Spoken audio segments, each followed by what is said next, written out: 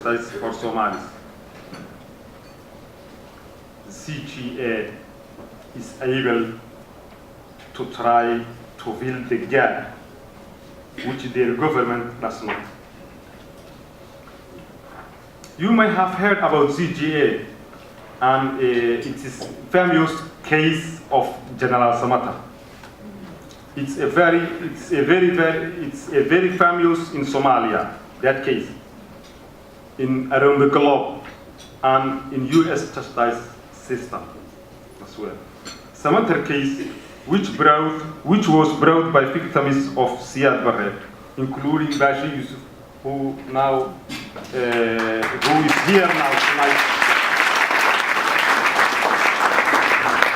CJA brought this case to the United States and all the way to the highest court, and they won a historic judgment, the fairest judgment in any court of law, ever to hold an official of that region responsible for war crimes, crimes against humanity, and human rights violations. And I am very proud to have supported ZGA lawyers in this work.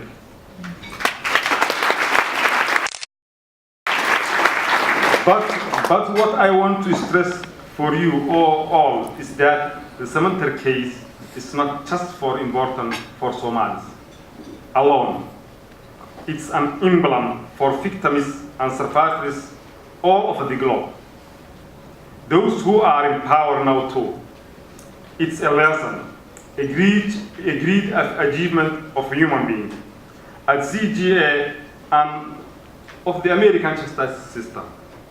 As a Somalilander, it is some kind of relief for me because I am a survivor of some of those violations of General Samata.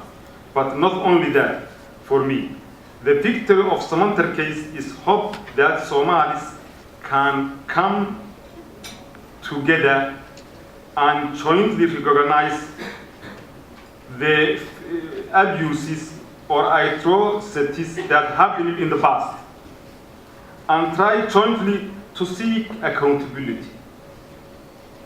The victory in Samata case is the fairest emblem in 3 decades that calm of Somalia will come back in any more. At the conclusion of this historic case, the Somali federal government finally accepts the court's judgment and informed the U.S. State Department that it will not seek immunity for this man. We saw for the first time recognition from both Somaliland, our own government, and Somali federal government that these crimes has happening. They recognize jointly. We saw it documented in court flow, and we saw that recognition in the political dialogue that came after the court decision. This U.S. court has facilitated political actors in Somalia to come back to accept the reality of what happened.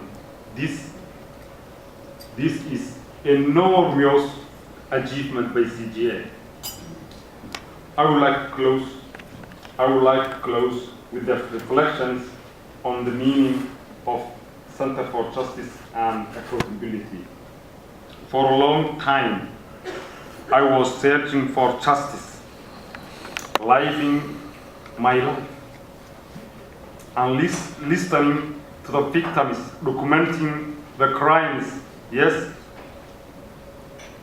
but I don't have any means in front of me to realize justice.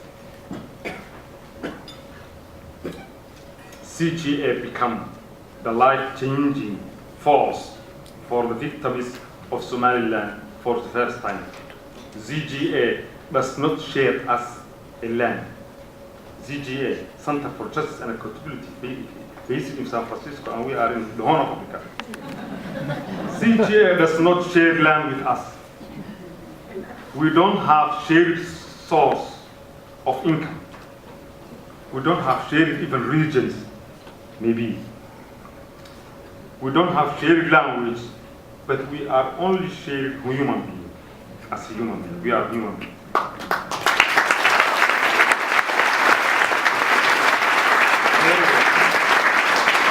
There were many barriers, but we came together through the human rights movement. Through human rights movement and human feelings.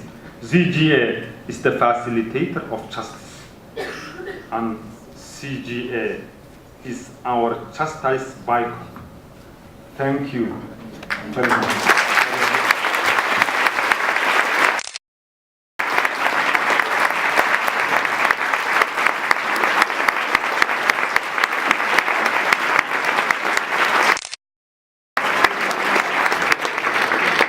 It's been a long evening.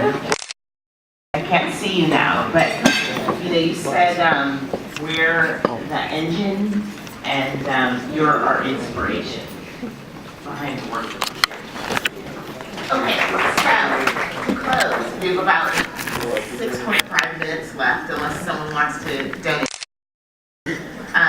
But what I'd like to do now is welcome the Reverend